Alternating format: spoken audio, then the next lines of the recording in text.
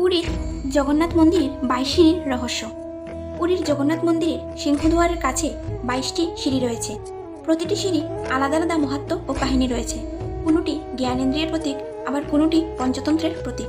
তবে এদের মধ্যে সবচেয়ে উল্লেখযোগ্য হলো তৃতীয় সিঁড়িটি, যেটি বানানো হয়েছে কালো পাথর দিয়ে, যেই সিঁড়িটিকে যমশিলাও বলা হয়।